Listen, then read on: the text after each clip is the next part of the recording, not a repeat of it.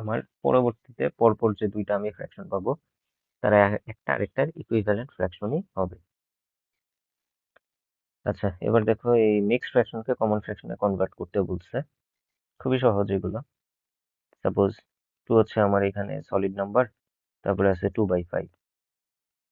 এটা হচ্ছে আমার সলিড নাম্বার, এটা হচ্ছে দ্য নিউমারেটর, এটা হচ্ছে ডিনোমিনেটর। ওকে, তো আমার প্রথম কাজ হবে বড় একটা দাগ দেওয়া এবং নিচে ডিনোমিনেটরকে যেমনে আছে ডিনোমিনেটর তেমনি লিখে ফেলা। ঠিক আছে, সো ডিনোমিনেটর আমি লিখলাম অ্যাজ ইট ইজ, ডিনোমিনেটরে কোনো চেঞ্জ নাই। তারপরে এই যে আমার সলিড নাম্বারটা আছে, ওকে, সেটার সাথে আমি ডিনোমিনেটরকে মাল্টিপ্লাই করব। মাল্টিপ্লাই করার পর আমি একটা প্লাস সাইন দিব। প্লাস সাইন দিয়ে যে নিউমারেটর ছিল আমার অলরেডি এখানে, সেই নিউমারেটরটাকে লিখব। অর্থাৎ এইখানে আমার হোল নাম্বার যেটা সলিড নাম্বার, যেটা সলিড নাম্বারের সাথে ডিনোমিনেটরের মাল্টিপ্লাই প্লাস নিউমারেটর, অর্থাৎ 2 5 10 প্লাস 2 ডিভাইডেড বাই 5। তাহলে 10 প্লাস 2 হয় 12, 12/5। এইটা হচ্ছে তার ইমপ্রপার ফ্র্যাকশনের ফরম্যাট। তার মানে দেখো এটা কিন্তু একটা ইমপ্রপার ফ্র্যাকশন, কারণ কি নিউমারেটর বড় ডিনোমিনেটর ছোট। ইমপ্রপার ফ্র্যাকশনেরই আরেকটা রিপ্রেজেন্টেশন হচ্ছে আমার মিক্সড ফ্র্যাকশন। ওকে, ইমপ্রপার ফ্র্যাকশনেরই আরেকটা রূপ বলতে পারো মিক্সড ফ্র্যাকশন।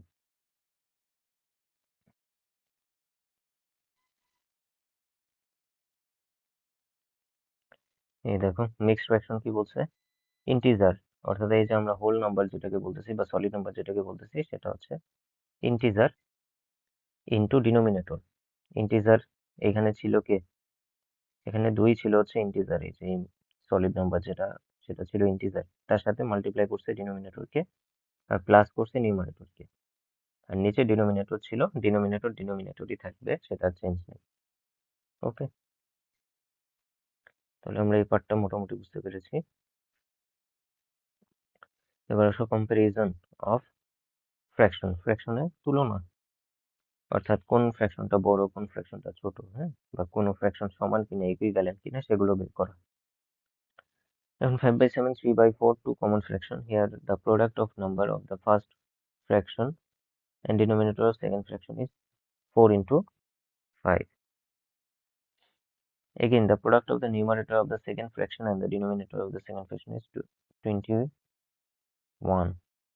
তাহলে দেখো একটা নিউমারেটর আর একটা ডিনোমিনেটর, এইটা নিউমারেটর এটা ডিনোমিনেটর মাল্টিপ্লাই করতেছে এবং দুইটা আলাদা আলাদা পক্ষ বানাইতেছে। এক পাশে আসছে 20, এক পাশে আসছে 21, 20 and 21। যেহেতু 20 ছোট, এই 21 বড়, সো এখান থেকে আমরা ধারণা করে ফেলতে পারি যে 5/7 ছোট হবে। অর্থাৎ দেখবা যে কোনটার ডিনোমিনেটর এর মাল্টিপ্লাইটা বড়। ডিনোমিনেটর কিন্তু এখানে 7, তো 7 এর কারণে যেহেতু 21 আসছে, তাহলে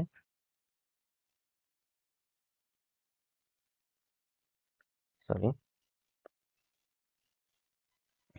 এখানে দেখো যে জিনিসটা বোঝার ব্যাপার সেটা হচ্ছে 5/7 3/4, এখানে মাল্টিপ্লাই করছি কিন্তু আমরা ক্রস মাল্টিপ্লিকেশন। ওকে, তাহলে একটা অংশ চলে গেছে হচ্ছে 5/5 ইন্টু 4, একটা পার্ট হচ্ছে 5 ইন্টু 4 আর একটা হচ্ছে 3 ইন্টু 7। 5 ইন্টু 4 এ হয় 20 আর 3 ইন্টু 7 এ হয় 21, সো 20 ইজ লেস দেন 21, তাই তো? এখন 20 20 20 কে রিপ্রেজেন্ট করতেছে কি এখানে 5, নিউমারেটর 5 রিপ্রেজেন্ট করতেছে। এখন আমাদের দেখতে হবে নিউমারেটর 5 কোন ফ্র্যাকশনে আছে, অর্থাৎ এখানে 5/7 আসবে 20 রিপ্রেজেন্টেটর হিসেবে, আর 21 এ এখানে নিউমারেটর কে ছিল 3 ছিল, তার মানে 3/4 আসবে 21 এর নিউমারেটর হিসেবে। তো 5/7 যেহেতু 20 কে রিপ্রেজেন্ট করতেছে আর 3/4 যেহেতু 21 কে রিপ্রেজেন্ট করতেছে, তার মানে তাদের মধ্যেও আমার সাইনটা হবে এরকম, অর্থাৎ 5/7 ইজ লেস দেন 3/4। অনেকের মধ্যে প্রশ্ন আসতে পারে যে এখানে 5 ও বড় 7 ও বড়, 3 এর চেয়ে 4 এর চেয়ে, তারপরেও কেন 5/7 ছোট? ঠিক আছে, এরকম প্রশ্ন আসতে পারে। সেক্ষেত্রে আমরা হচ্ছে এলসিএম করে বের করতে পারি যে কোন ফ্র্যাকশনটা বড় অথবা কোন ফ্র্যাকশনটা ছোট। সেটাও বের করা যায়। আবার আমি যেটা বোঝানোর জন্য তোমাদের যদি বুঝাই, মনে করো একটা চকলেট,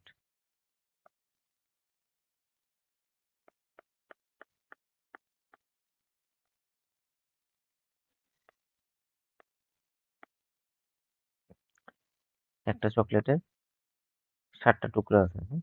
1, 2, 3, 4, 5, 6, 7।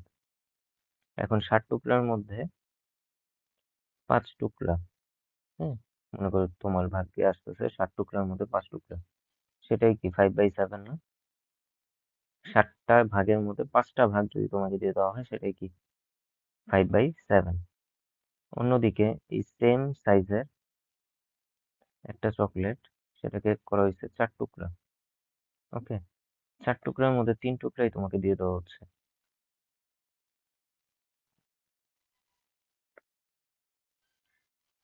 এটা কি 3/4। এখন তুমি বলো যে কোন পাশের চকলেটে তুমি বেশি পাচ্ছ, 5/7 যদি তোমাকে দেয় সেটা বেশি, না 3/4 দিলে সেটা বেশি? 3/4 মানে কি 4টা ভাগ করলাম, 4টা ভাগের মধ্যে 3টা ভাগ দেওয়া হলো, ঠিক আছে? 4 ভাগের 3 ভাগ। তার মানে কি অবভিয়াসলি এই চকলেটটা যদি পাও, সেটাতে তোমার চকলেট বেশি থাকবে, তোমার জন্য এই পার্টটা নেওয়া লাগবে। এই জন্য 3/4 ইজ গ্রেটার দেন 5/7। এটা হচ্ছে আমি জাস্ট বোঝানোর জন্য বললাম যে 3/4 যেহেতু সংখ্যাগুলো 5 আর 7 এর চেয়ে ছোট,